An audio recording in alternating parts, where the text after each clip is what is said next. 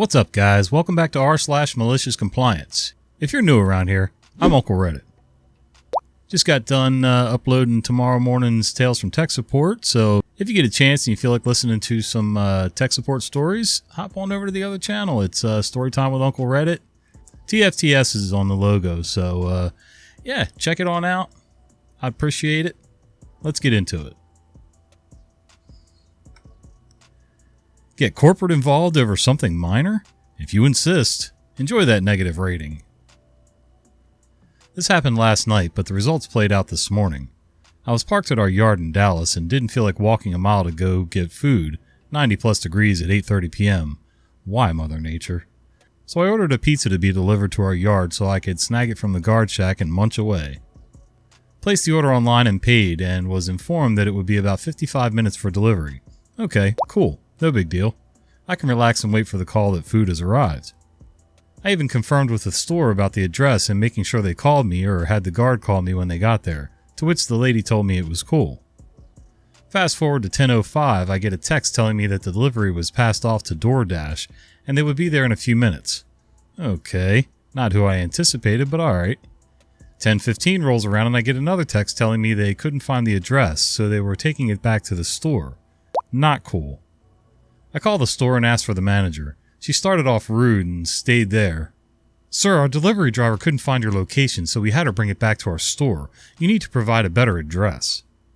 Excuse me, ma'am, but when I spoke to a manager around 8:45, I was assured that the driver could find this location, and was even assured that the driver would call me should any issues arise. Now, since I'm out on getting food, can I get another driver to deliver it or get a refund? We're about to close for the evening. It's not our fault that we can't find where you're located. You should have given the address clearer. As for a refund, I'm afraid we can't do that as we attempted delivery and was unsuccessful.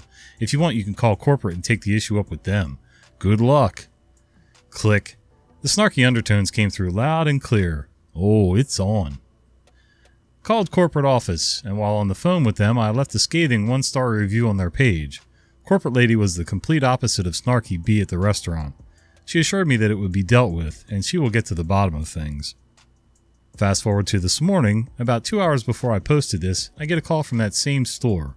It was a manager that came in to see my scathing 1-star review on their page, and an email from corporate demanding the manager from last night lose her job, and that I, the customer screwed over, get a full refund issued immediately. Aftermath. Lady did lose her job. I got the full refund, plus an additional $40 in coupons, and was told that if I order from that location again, they will see to it that my instructions are followed precisely and not passed off to someone else. Never mess with a driver and his food, or bad things happen, like you find yourself jobless. Yeah, I'm not usually one to give a ton of bad reviews, even if I was not totally satisfied, because then I feel like one of those people that just goes online and only ever gives bad reviews. I like to balance things out, you know? If someplace did really well and went above and beyond, I'd like to give them a decent review. If it was mediocre, same thing, 3 stars, 4 stars, whatever. But I just, I don't want to be one of those people that the only time I even think about giving any kind of feedback is when they do something bad. But if you're going to mess with my food, oh yeah, I'll be online, on the phone, probably standing in front of you at your store, not letting you leave the store until I get my money or my food. Dock our mileage for driving to meetings from home? We'll see you at the office. My department has the option to work from home, which most of us do around 3 days a week. Most of us live within 10 minutes of the office and commute less than 5 miles. When we go to in-person meetings with clients straight from our houses, we used to be able to charge the mileage of that trip minus our normal commute. Fair enough, your employer isn't going to pay you to commute. Since I only live 2 miles away from the office, this wasn't usually a big deal. But today, some bigwig in their infinite wisdom decided that they needed to dock us 25 miles per trip if we go to any meeting straight from home. Because working from home is a privilege and they had to punish us somehow? That's more than my commute has ever been, even when I lived in freaking farm country and commuted to this same job in the city.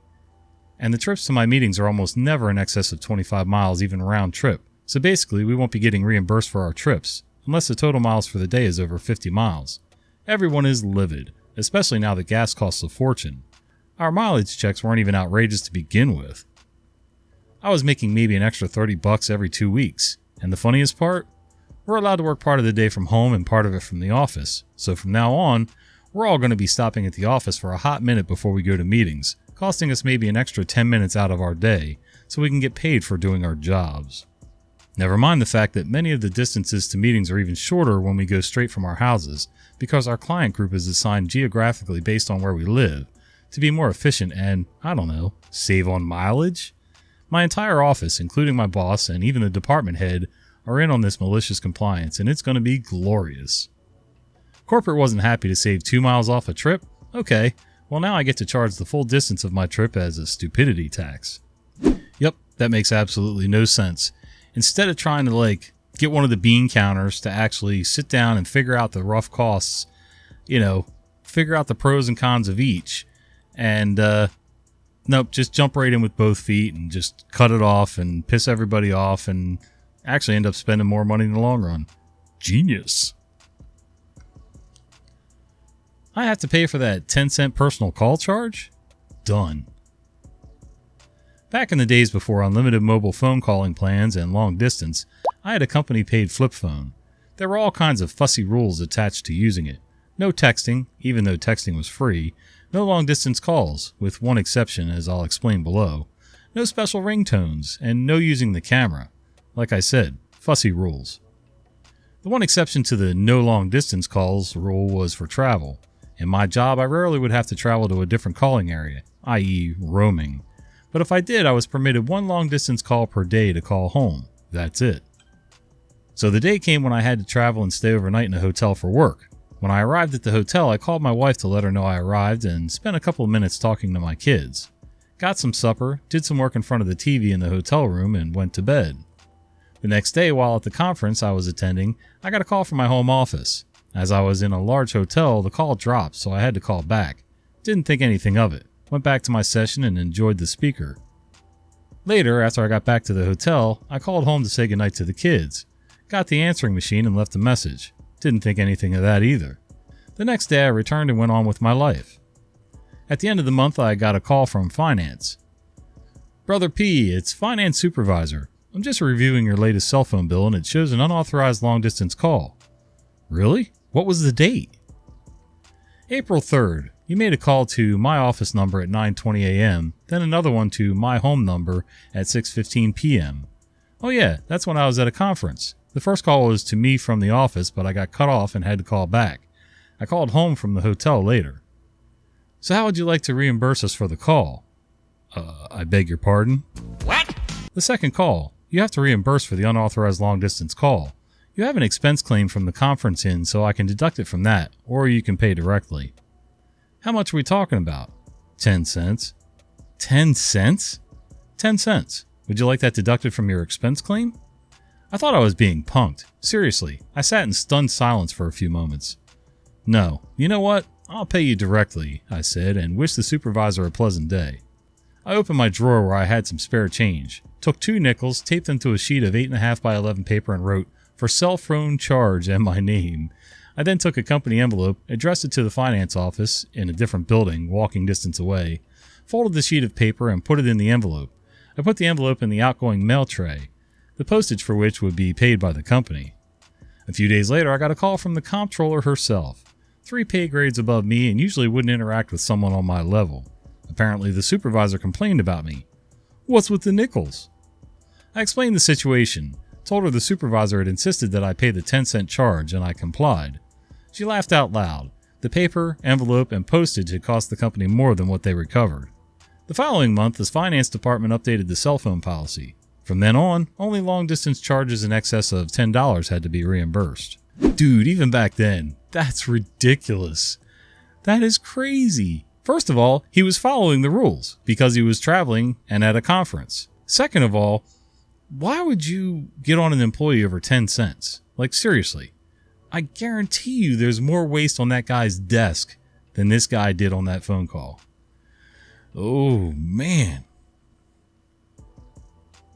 Poof, we're just as responsive as those other companies. My job involves development of custom web applications for large customers. On one specific project, the software is quite stable and mature, and so for a number of years we've been in a pattern of pushing major version updates only 4 times a year.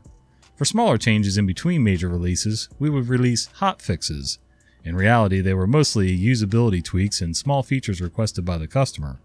As mentioned, the software was quite stable, so actual bug fixes were pretty rare, but they were still called hotfixes, for historical reasons. Our turnaround time on these was 2 weeks from requirement to release, so basically nearly immediate. They were numbered consecutively, starting with 0.1 and going as high as 0.6. The system worked great and the customer was happy, until our longtime product manager on the customer side retired. A new product manager, let's call him Reggie, took over and immediately started finding fault. Why were we so sluggish and unresponsive as to go 3 whole months between major releases? Didn't we know that other companies, modern agile companies, did version releases every month? His off-cited fanboy, other companies, included one that makes electric cars and another that makes user-friendly computers and smartphones. Why couldn't we be agile like that? And why was our software so unstable that we were constantly having to put out hotfixes? The last major version had needed 6 hotfixes. Why couldn't we test our stuff and get it right the first time, instead of dumping off a half-finished mess on the customer and then patching up the damage on their time? And on and on. We tried to explain that the software was mature and no longer changing at a rate that would require frequent major versions, and that the so-called hotfixes were actually mostly requested features, and in fact showed that we were agile and responsive. No dice. He started referring to our account manager as Dr. Fixenstein. Dr. Frankenstein.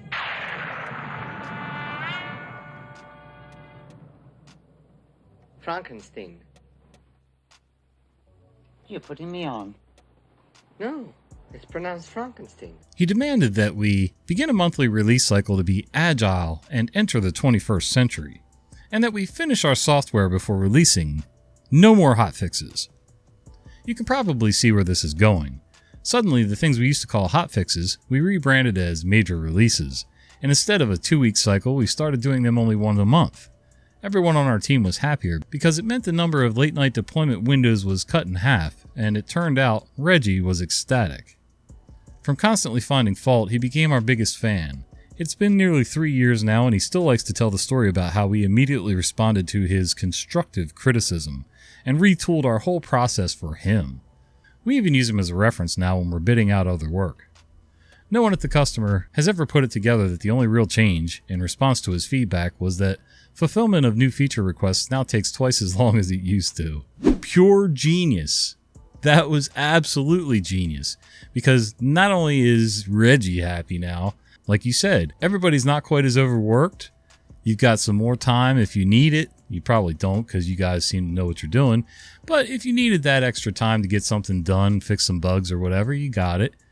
And it's probably saving you guys some money in the long run. So, yeah, congrats to you, man. Well, hey guys, I hope you like these stories. And if you did, would you consider doing me a favor? Maybe give this video a like, subscribe to the channel, and if you wouldn't mind, click that little bell icon so you don't miss the fat guy with the beard telling you stories. See ya!